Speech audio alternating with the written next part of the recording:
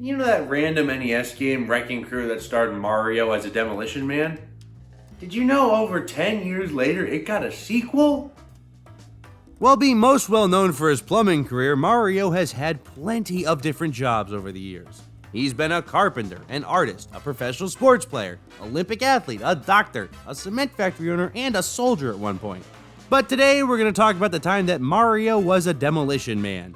Back in the 80s, Wrecking Crew released on the NES, and it was a rather forgettable game that has Mario running from building to building, destroying them piece by piece. It's a weird little puzzle game, nothing spectacular, and honestly not the most fun thing on the planet, but after that, Mario went on to do plenty of different things.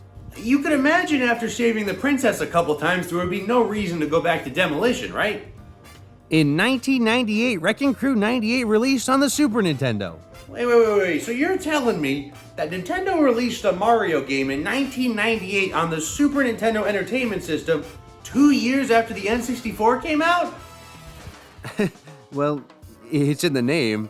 Wrecking Crew 98 is a follow-up to the original Wrecking Crew. It's not. No, this one's a completely different game. While they're both puzzle games, Wrecking Crew 98 is one of those endless high score based challenge puzzle games, while the original Wrecking Crew is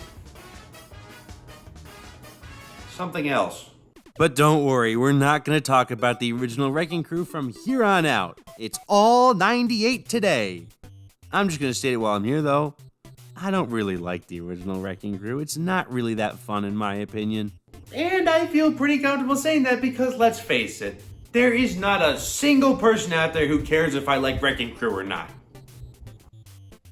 Tyler, he hates the Wrecking Crew? Wrecking Crew 98 is a high-score falling block puzzle game that has Mario and friends breaking blocks, matching colors, and doing your absolute best to bury your opponent in the remains of a building. Now, this isn't that weird considering there's a couple of falling block puzzle games on the SNES already anyway, like Puyo Puyo, Wario's Woods, and Panel de Pon. So Wrecking Crew 98 isn't alone here. So back in 98, Wrecking Crew was originally a game available on the Super Famicom's Nintendo Power download-only service.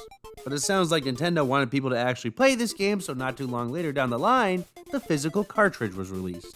But this game never localized to the United States, so I never had a real chance to play it. Dang it! That is until recently when it dropped on the SNES Online for Nintendo Switch Online members, which means I finally had a real chance to give it a shot. Dang it! Look, I didn't like the original Wrecking Crew, so in what universe would I like this new one? But I gave it a chance anyway, because why not? Well, after booting it up, I realized that this game still isn't fully localized.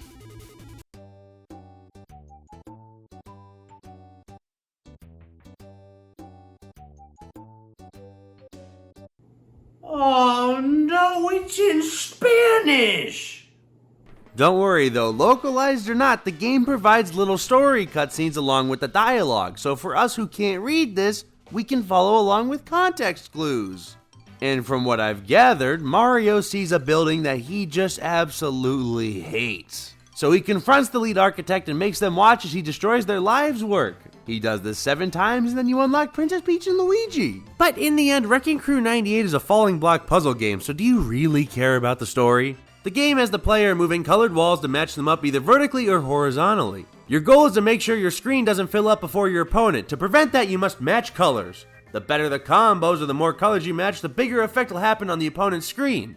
On each wall, you can see a pattern. This pattern indicates the effect that'll happen if you clear enough blocks at once. Effects can range from sending enemies to the player's screen, a block blinding effect, and simply just stacking more blocks. Seems pretty simple, right? But unlike normal falling block puzzle games, this one takes more of a Wario's Woods approach. By this I mean instead of controlling the pieces, you control Mario. And as Mario, you have to climb up and down the site destroying walls or rotating them from the left side of your screen. This is where the challenge comes in because sometimes enemies pop in, the floors could cave underneath you, or you have to climb the whole board, making it difficult to reach certain areas.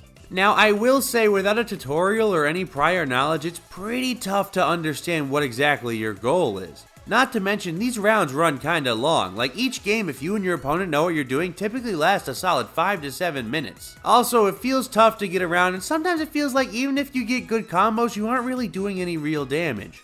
But the charm with 98 stems from its replayability, like any good falling block puzzle game. While sure, there is definitely better ones out there, I found myself hooked on Wrecking Crew 98, and I couldn't put it down for a bit there. The formula is incredibly addicting once you get the hang of it, and while it's no Tetris or Puyo Puyo, I think if you enjoy falling block puzzle games, this one's a very nice distraction from the classics. So yeah, in the end, Wrecking Crew 98 is a solid SNES game. So much better than the original Wrecking Crew, because my goodness, that game, I don't like it.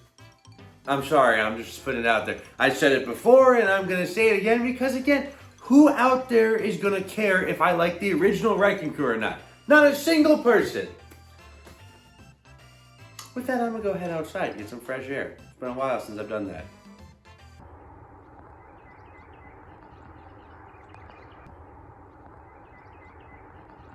Hey, I'm picking up the foundation that you're putting down. I'm gonna show you what the Wrecking Crew's all about.